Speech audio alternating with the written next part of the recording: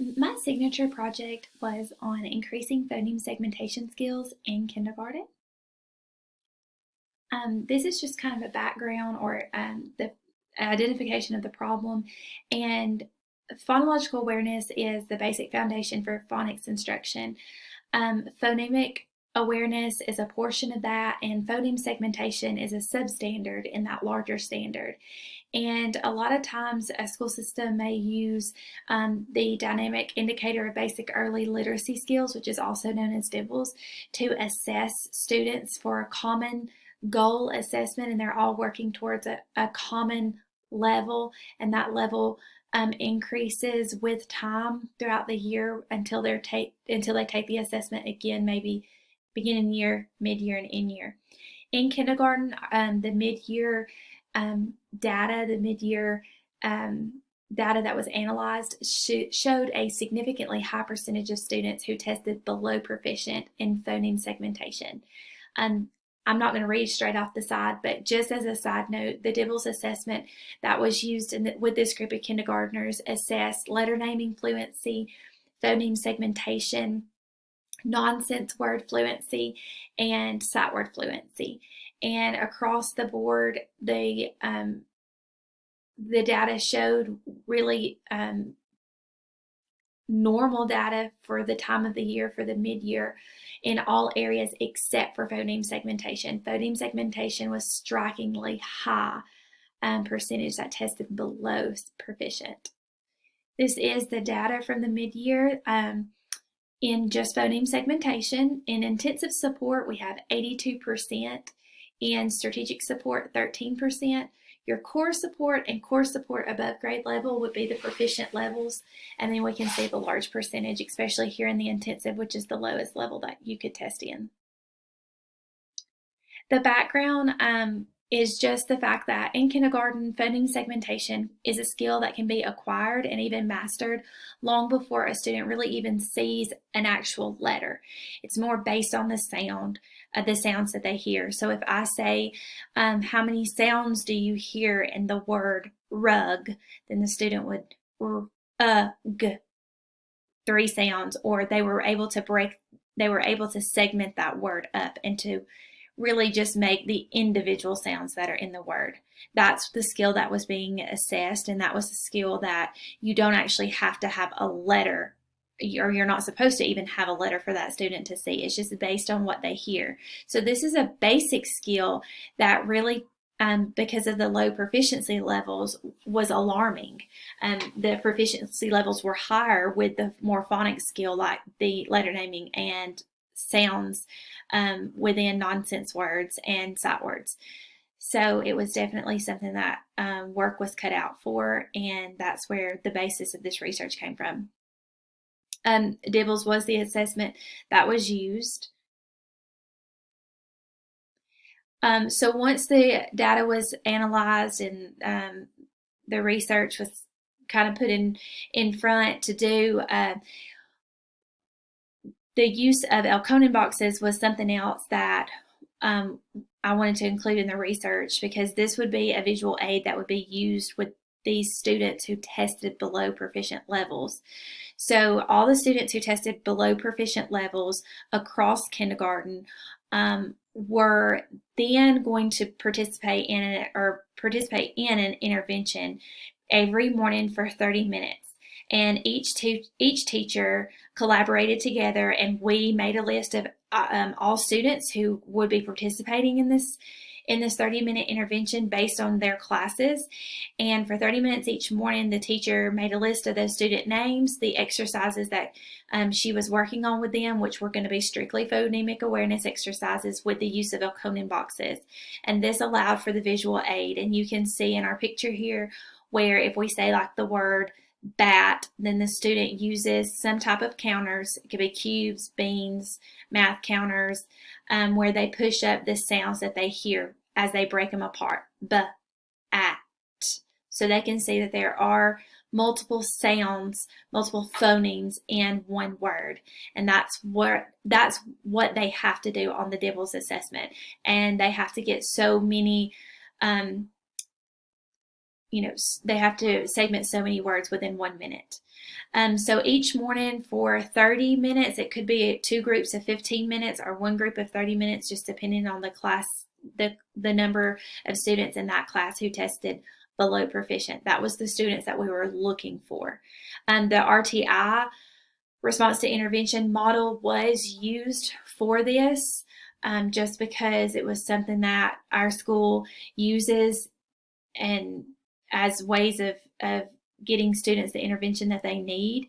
And while these students who were receiving the intervention in the classroom may not actually go to the intervention teacher, these students were the ones who were just solely having trouble with phoneme segmentation, and that's what we wanted to improve upon. Some of our students were low in phoneme segmentation but had met proficient levels in the other sections of the test.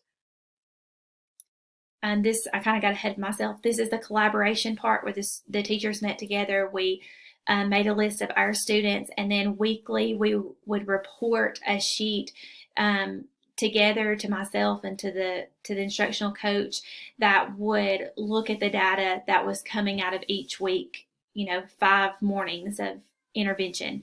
Was our students improving? Were DIBELS gives you a progress monitoring packet, materials that you can get from their program to help you monitor students every week in the different sections. But we said every week we would be testing these students on phoneme segmentation, most importantly, and then we would move to the nonsense words next. But phoneme segmentation was going to be our first priority to get those scores up where they needed to be.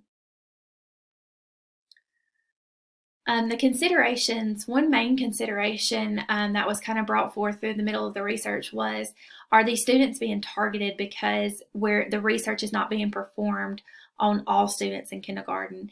And what we really wanted to look at was, if we see that in the middle of kindergarten, we take a DIBELS assessment and we see such a low number, which we were really not prepared for, would it benefit those students who were already at proficient levels? And I decided that I felt like it wouldn't, because the sound boxes were visual aids. Ultimately, we want a student to be able to segment the word without the visual aid. But students who were already performing at proficient levels had already mastered that skill and were ready to move on and start really increasing their scores in the other parts of the DIBELS assessment.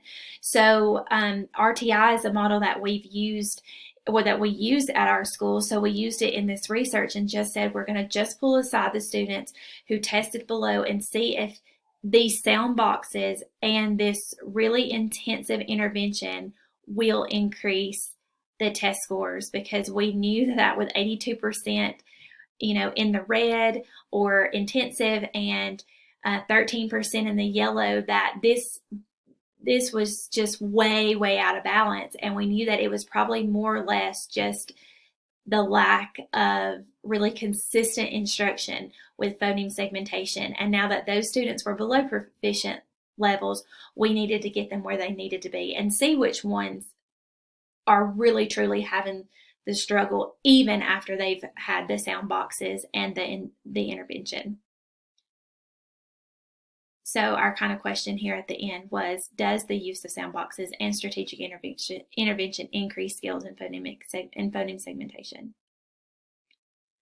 Kind of the action plan that was organized out of all of this was, if we see improvements, if we know that there's improvements here, what could be done to prevent this in the future? And our plan is that the improvements that we have kind of already seen come out of this prior to the COVID-19 crisis that we are in. If these interventions and the sound boxes play true and they do increase phoneme segmentation skills, then we need to put an action place on day 1 of next year with a new group of kindergartners, providing that support from day 1, or in implementing that in our instruction, our daily instruction, to help prevent us getting in this situation again where we're out of balance.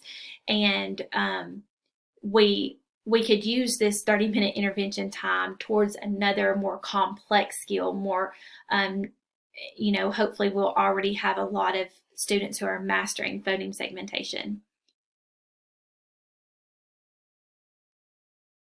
The reflection, overall, I do feel that it was very important to do phoneme segmentation. That was where our big problem was.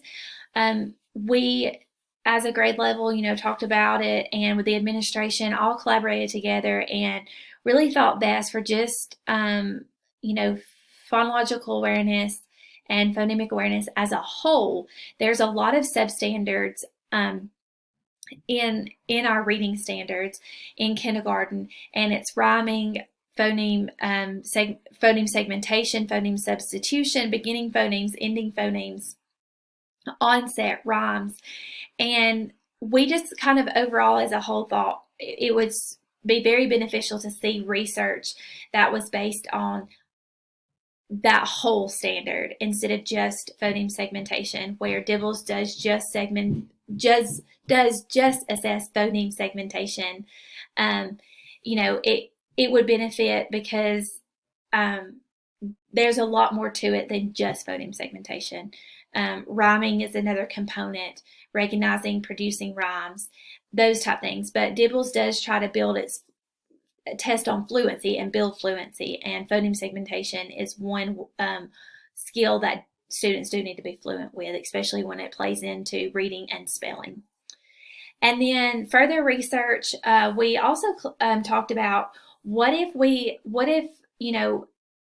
the students who are getting pre-K, we have a lot of students at our school who are receiving pre-K prior to coming to kindergarten. What does phoneme segmentation look like in pre-K? Since we don't really have to have the phonics portion, we don't have to have the letter in front of the student, could that benefit students if they're getting phoneme segmentation lessons prior to coming to kindergarten? What would be the probable outcome for those students that are coming to kindergarten and taking the test? And I hope that you have learned something from my research and maybe it was beneficial to you. Thank you for your time.